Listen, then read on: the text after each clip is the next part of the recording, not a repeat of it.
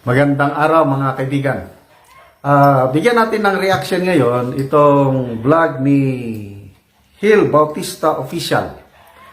Ang title niya is Martial Law idedeklara para sa Grand Rally ng Iglesia ni Cristo sa Enero 13. Pipigilan?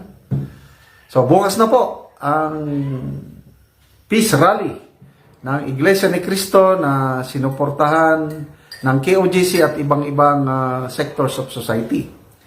So, pag sabing martial law, ako martial law baby ako eh. So, gusto kong magbigay ng reaction, baka naman nakakapagbigay ng alarma itong ganitong ano. So, pakinggan muna natin si Gil Bautista. Ang basihan din niya si Atty. Roque. May basihan ba sila sa kanilang pangamba na baka mag-martial law? Ako, magbibigay ako ng aking opinion mamaya bilang martial law baby o martial law boy. Lumaki ako panahon ng martial law. Kaya, yun, may possibility po, no, na baka pigilan po nila ito sa pamamagitan po ng pagdeklara po ng martial law, ano po, mga kabida. Yun po yung opinion, no, ni Attorney Harry Roque, ano po, no.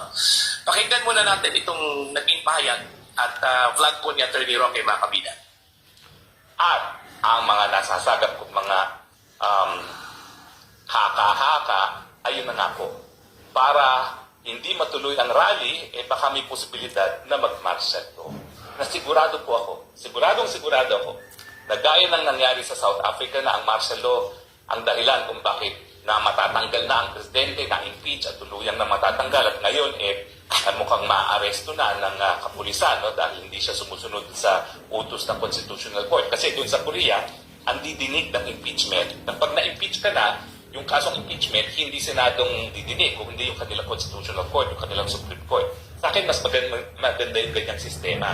Kasi, mga abogado at dihasa sa batas ang didinig ng kaso laban sa presidente, lalo na kung ang issue ay dapat siyang matanggal by way of impeachment. No? So, tingin ko, pag ginawa yan ng administrasyon na mag-rally para lang hindi matuloy ang 13th, yung pag-o-organize kasi ng rally na ganyang kalaki, hindi biro-biro yan.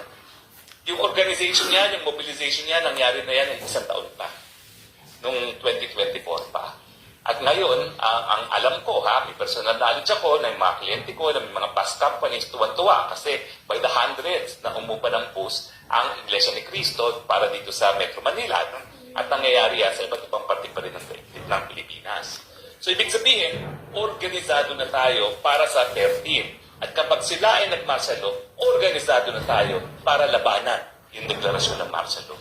At gaya ng nangyari sa South Korea, baka lalong mapabilis pa na maingganyo ang militar na tugunan ang kanilang obligasyon na protektahan ang takal bayan. Ayan po, malinaw doon ho sa kanyang vlog, no, na posible, linawin na po natin, posibleng magdeklara po ng martial law ito hong Marcos admin, ano po, no? Para lang daw pigilan po itong malawakang kilos protesta po, no, ng INC laban po dito sa nalalapit po o nakaambang impeachment, no, laban po kay Vice President Sara Duterte, ano po, mga bida. Pero para sa akin, ano po, sa tingin ko lang, baka siguro haka-haka lang po yun, ano, speculation lang po ni Attorney Roque yun, ano, mga kabida. Kasi unang-una, alam naman po ng Marcos admin kung gaano ho kalaki yung INC, ano. At alam naman po ng admin po, mga kabida, ng Marcos admin na nakakadepende o nagdedepende po yung mga politiko sa INC pagdating ho sa election. And mind you, malapit na po yung election po, at remember, mga kabida, malapit na po yung election, ano, sa Mayo na po, ano.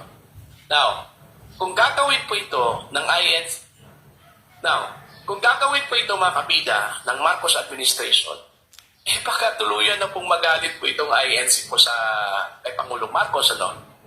Alam naman po natin kung ano yung layunin, kung bakit ho magrarally po itong INC, ano? dahil ho, sinusuportahan lang po ng INT yung gusto po ng Pangulo na huwag ituloy po itong Okay, so, yan na. Kung ako ang inyong tatanungin, malabo na mag-martial law. Yan ang aking opinion. Yung kay Atty. Roque, haka-haka lang niya yun. Alalahanin natin, ang rally ng Iglesia ni Cristo is in support sa panawagan ng Pangulong Marcos Jr. na huwag nang ituloy ang impeachment dahil hindi nakakatulong sa mamamayang Pilipino. So bakit i-declare ang martial law? So, I don't know kung saan nakuha ni Atty. Roque yung kanyang opinion na baka i-declare ang martial law. Kung ako ang never again to martial law, kung ako ang inyong tatanungin. Kasi naranasan ko yung martial law years, although panahon ng Marcos Senior, to me, personal naging maganda yung epekto ng martial law sa akin kasi naging disiplinado ang tao panahon ng martial law. Kaya ako, wala akong reklamo sa martial law noon dahil nakita ko yung transformation ng Pilipinas. Magulo kasi before martial law, magulo. Ang daming loose firearms, ang daming guns. Magulo ang Pilipinas plus yung insurgency, communist insurgency at saka yung Moro Rebellion, delikado na tayo noon. Kaya to me, justified yung pag-declare ng Marcos Sr. ng martial law to save our republic from the hands of the communist. Yung MNLF noon, kakutsaban nila yan para agawin ang gobyerno, democratic government natin para maghari ang komunista. Kaya ako, pabor ako sa martial law noon. Although may mga abuso. Admittedly yan, hindi naging perfect yung martial law. Masyadong napatagal. But now, hindi sapat ang mga kondisyon para mag-martial law. Walang matibay na dahilan para mag-declare ng martial law. Kaya, ako, yung sinasabi na mag-martial law, wala yan. Kasi nga, itong rally ng iglesia na ngayon sinusuportahan na ng KOJC at ibang-ibang is tugon sa panawagan ng Pangulo na huwag ituloy ang impeachment. Ang focus natin is yung impeachment. Hindi nakakatulong sa ating bansa ang impeachment ni VP Sara. Yun ang punto ng Pangulong Marcos Jr. At yan naman ang sinusuportahan ng iglesia. So bakit ima-martial law? So malayo. Hindi po against ako sa martial law. Kasi walang magandang maidudulot of course, iba yung martial law noong 2017, yung ISIS, yung kaguluhan sa Mindanao. Ayun ang tunay na martial law. Mindanao martial law lang para makontrol ang situation. Kasi pag hindi nag-martial law si Pangulong Duterte, delikado yung paglaganap ng multi-ISIS. Kailangan proteksyonan ng Pangulo, ng gobyerno, ang banta ng terorismo ng multi-ISIS. So yun, kailangan yung martial law panahon ng Duterte administration. Ngayon, wala akong nakikitang dahilan para mag-martial law. Kaya huwag po tayong matakot kasi pro-Marcos administration itong rally na gagawin ng iglesia. And of course, maliligtas na rin si VP Sara sa impeachment complaint at wala na, parabusan na tayo.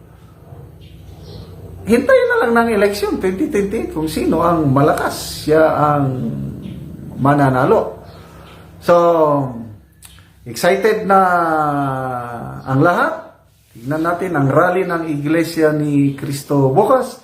Sa dalawang grupo na yan, magsasama yung malaking grupo, INC at saka KOJC plus other sectors of society. So, it's a peace rally, kaya walang dapat ipag-alala ang Marcos administration. Actually, sinusuportahan ng Marcos administration. Nag-declare na nga ng non-working, basta walang trabaho sa Pasay and Manila para So, martial law, no way.